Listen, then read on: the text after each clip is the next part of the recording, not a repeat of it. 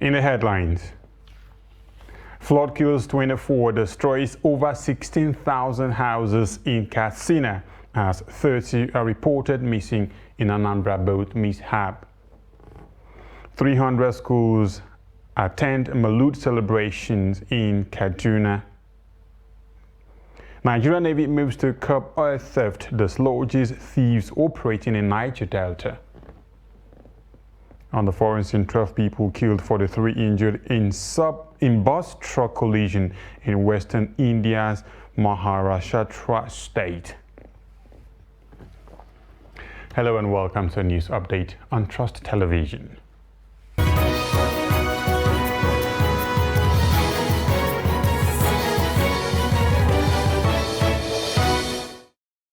I am Nten Ekbang with the details. No fewer than 24 persons have been killed and 16,625 houses destroyed in Katsina State as a result of flood and windstorm. The State Emergency Management Agency, SEMA, in a statement issued by its Public Relations Officer, Omar Mohammed, on Friday said a total of 1,620 farmlands were submerged in Danja, Inkawa, and Kafur local government areas of the state. He said farm produce estimated to cost millions of naira was destroyed as a result of the disaster. Mohammed noted that the agency has assessed the affected houses and farmlands in order to assist the victims. He added that the state government will soon begin the distribution of relief materials to the victims.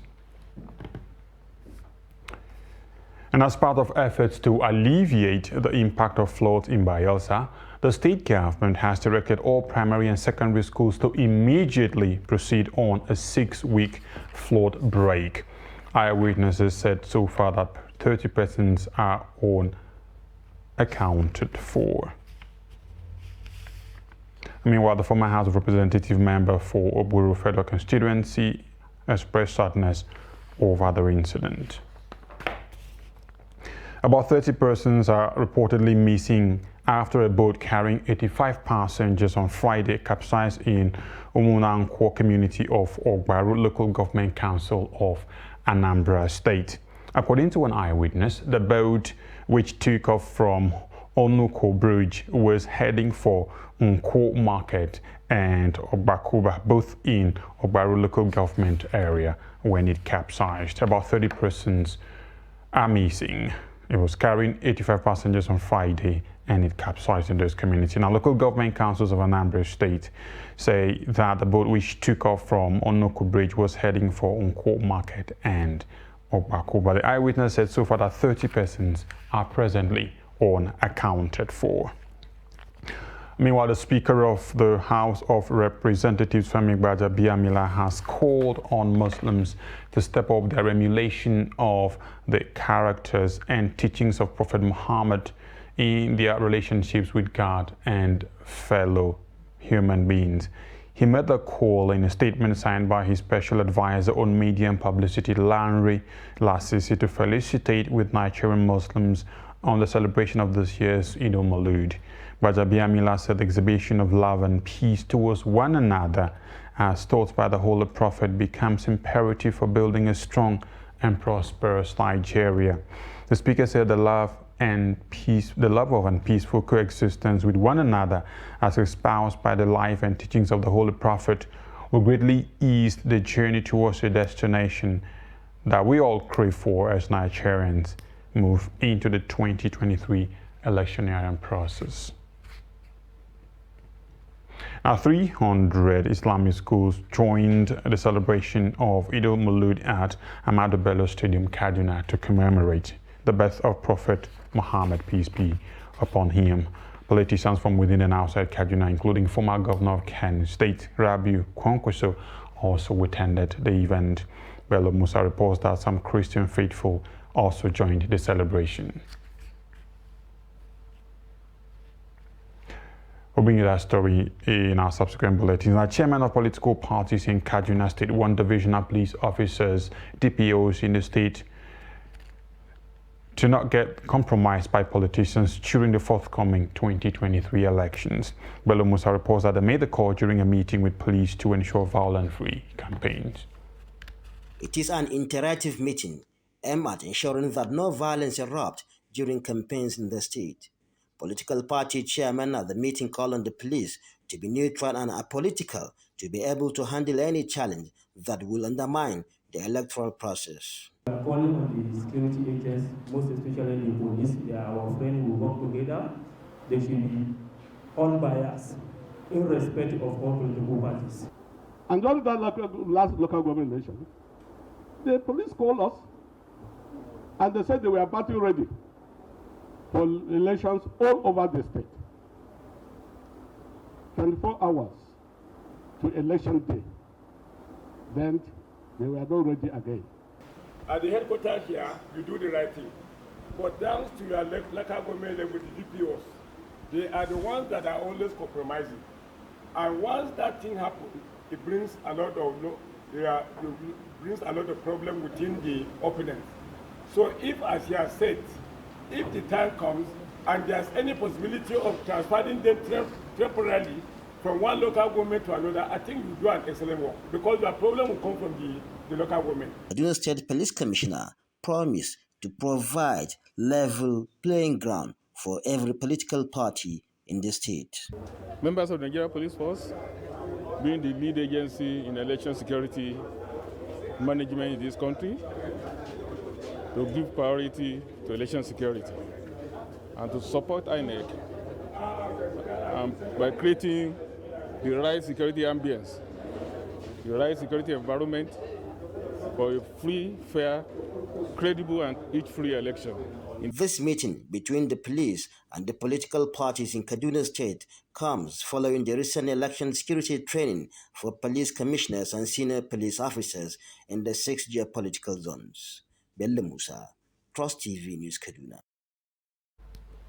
The police in Katsina State have rescued 9 victims of human trafficking in the Daura local government area of the state. The victims are from Ondo, Lagos, and Edo, as well as Kaduna State. Abdullahi Amadi has the details. Our subsequent bulletin. The Nigerian Immigration Service at the Murtala Mohammed International Airport has received 11 Nigerians returned by the Liberian Immigration Service, the LIS. The 11 young men were rescued by the LIS on September 11 in that country's high sea after stowing away on a sea vessel from the Apapa port in Lagos 4 days earlier.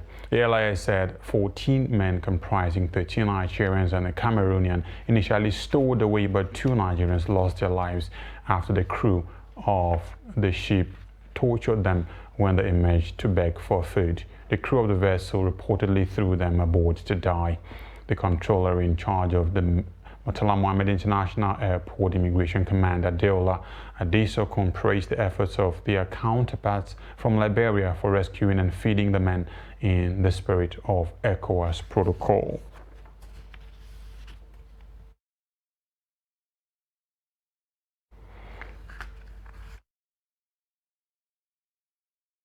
The Navy says it has dislodged some oil thieves in the oil-rich Niger Delta region of the country. The dislodgement followed an order to heads of formations and units in the Niger Delta region by the Chief of Naval Staff to end crude oil theft. The report. Armed with this directive, the commander of the Nigerian Navy ships Pathfinder, Sorrow, and Delta moved into some of the creeks used by criminals in the cooking of crude oil to produce automotive gas oil, also known as diesel. The commander NNS Pathfinder, Commodore Suleiman Ibrahim, briefed some defense correspondent at the guided tour to one of the cooking sites popularly known as Market Square, located in the creeks of Obumekeri community in Degema Local, River State, at the end of the tour. The commander, NNS Soro Commodore Daniel Atakpa, blamed the management of the International Oil Company, IOCS, and multinational oil companies, MOCS, for the increasing rate of crude oil theft. What we have here is that we deactivated here 3 weeks ago, but as you can see, when we're coming in there, they had already started connecting those places again, which we'll still deactivate before we leave here now. Like you saw in that dugout pit, crude oil was flowing, has been flowing since. It was because they heard us coming, that was why they abandoned everything and ran away, and the crude oil is still flowing. And nobody can stop that crude oil flow except at the tapping point. If the concerned oil company is notified, if they feel like they can stop it, if they don't feel like, they may not stop it, because experience has shown that many a times we've made such reports and nothing has been done about it. He accused them of refusing to stop the flow of crude from old oil heads, which according to them are no longer economically viable. The Navy will do its part, but other agencies also have their part to play. And that is the message that we really want them to get, that the Navy cannot do it all alone. While we're moving to deactivate a place, it is for them to go and lock up that place. The commander, NNS Delta, Commodore Abdul Hamid Baba Inna, said the team also visited one of the illegal sites where oil is locally refined and dislodged those involved in the act, adding that several cooking pots and storage tanks were destroyed. This site has been deactivated, and it was deactivated using swarm bogies for better effect. This operation was done sometime last week, and you can see that the people have not been able to come back to do anything here again. Aside from this particular site, there are so many others at different locations within this location. The Chief of Naval Staff, who is worried about the increasing rate of oil theft in the country, is hopeful that with these efforts, the menace will be drastically reduced. Police in Katsina have rescued 9 victims of human trafficking in the Daura local government area of the state. The victims are from Ondo, Lagos, Edo, and Kaduna states.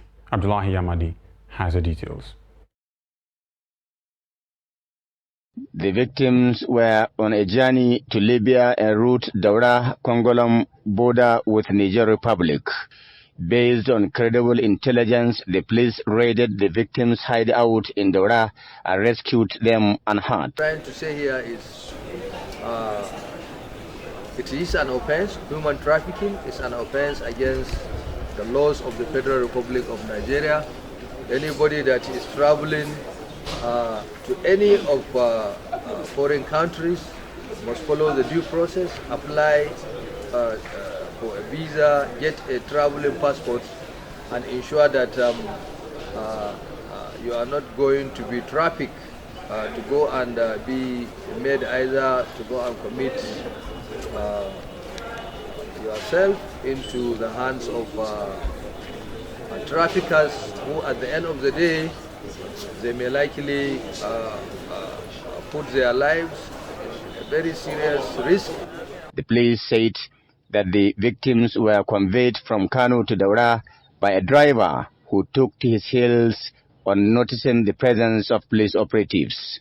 Police authorities advised citizens to be vigilant about the company their children and wards keep to ensure their moral upbringing is not compromised. The victims say they were deceived by some people who promised them white-collar jobs in Libya and Europe. Inside, work. So the box, they want to exchange. They want to drop us inside. So as we got the job, we saw some ways. They are running after us. We think that they are kidnappers. Maybe they want to kidnap you. Daura-Kongolam border remain one of the major routes used by human traffickers to Libya and other European countries in recent times. Abdullahi Ismayamadi, Trust Television News, Katsina.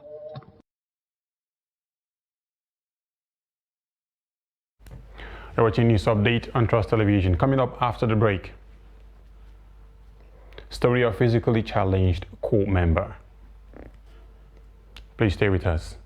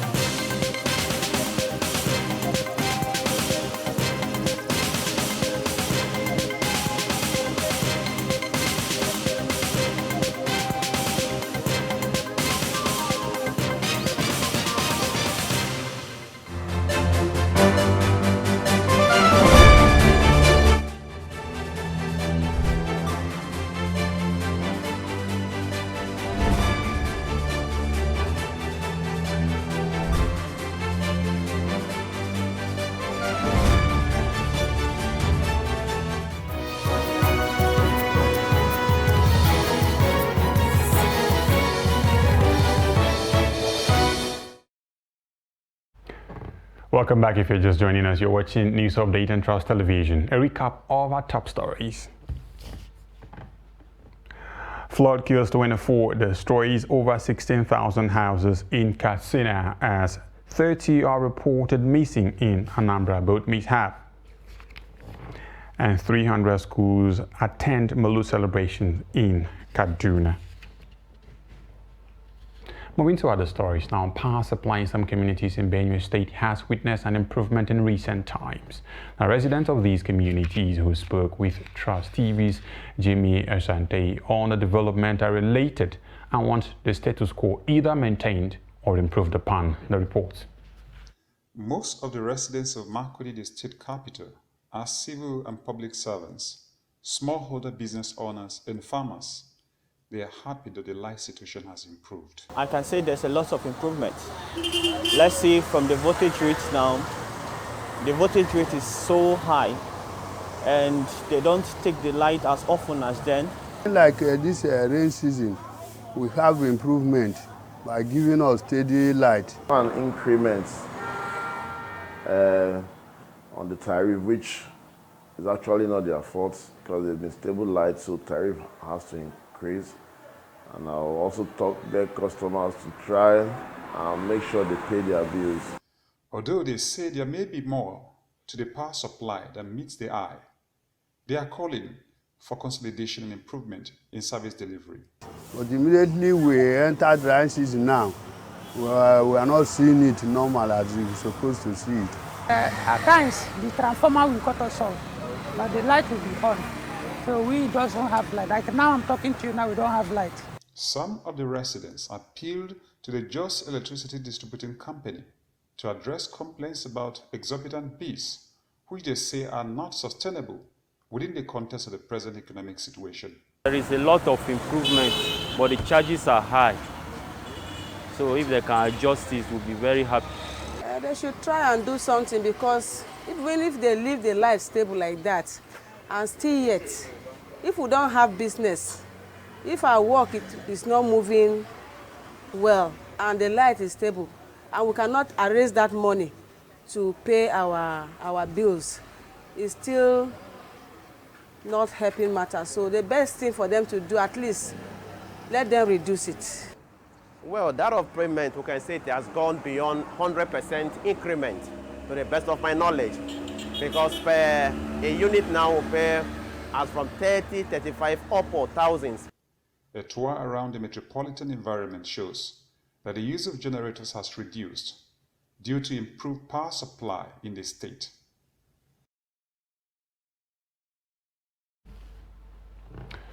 A physically challenged National Youth Service Corps member serving in Benue State, Peter Agoe, has distributed 50 wheelchairs to those who need them in Makurdi. The report. The Corps member described the gesture as a modest contribution to those who share similar conditions with him, but do not have the means to get one. The donation is a Community Development Service (CDS) project for the Corps member, who served with the Independent National Electoral Commission in Makurdi. Being motivated by the challenges I face while interacting with the environment. I always have difficulty and challenges while trying to assess the infrastructure around, which has in a way affected my functionality, and I feel that others out there too are also facing same challenges by the fact that they are impaired and they could not afford to go out and source for money by themselves and have access to these wheelchair devices. I go out to look for a way on how I will do and touch their life. That is why I've constructed the wheelchair walkways, and I also provide the mobility devices to help those that don't have it. Their disability as an opportunity for development. They shouldn't look at their own, leave themselves to be pitied by anybody. They should make themselves very useful to the society such that the society will stand to benefit even with their disability. One of the beneficiaries, Henrik Bechu, who appreciated the gesture from one of them, said he was elated, as a wheelchair would be a plus to his business. Attend to my daily activities, especially as a physically challenged person. It will enable me to attend to my daily business. The NYC State Coordinator for Benue State, Abe Dankaro, while commissioning the wheelchairs, appreciated the effort of Peter Gui and called on the government to complement it by doing more to help those in need. Yeah, to the benefit of humanity and people with special talent in our midst, I wish to commission this round. The project conceived by Peter Gui was funded by Beauty Gate Handicapped People Center, Jos. We'll be back with more news after this break. Please stay with us.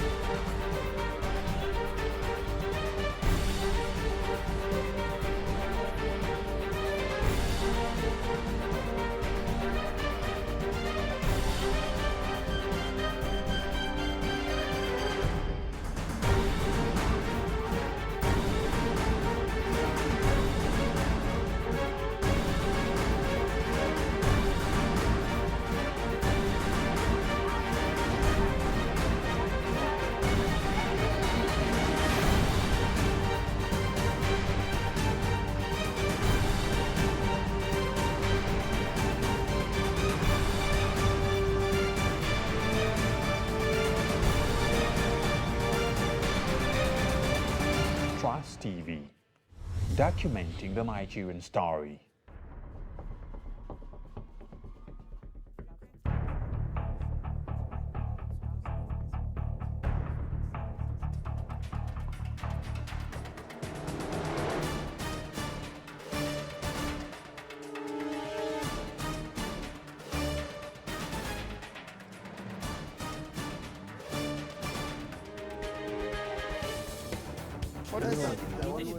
That's good.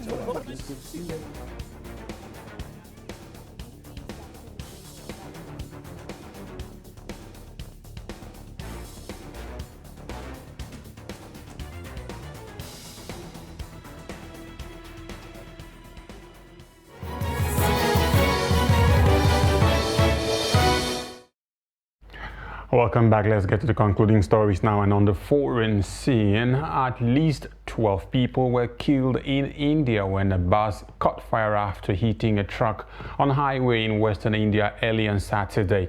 An official said another 43 people were seriously injured with burns and taken to a hospital in Nashik, a city in Maharashtra state. Now, most passengers were sleeping when the bus caught fire at about 5 a.m. local time, while the vehicle was completely burned, the press trust of India news agency said. Now, some people living near the highway reached the spot but could not help the raging fire as it engulfed the vehicle. The rescue work started after the fire service and police doused the blaze. Israeli soldiers have shot dead 2 Palestinians during a military raid in the Jenin refugee camp in the occupied West Bank. Palestinian officials say this is the latest confrontation that has made 2022 the deadliest year of violence in the occupied territory in nearly a decade. At least 11 others were wounded, 3 of them critically, in the latest Israeli raid, the ministry said. Palestinian officials said soldiers entered the camp early on Saturday and surrounded the house. In videos circulated on social media, exchanges of fire could be heard.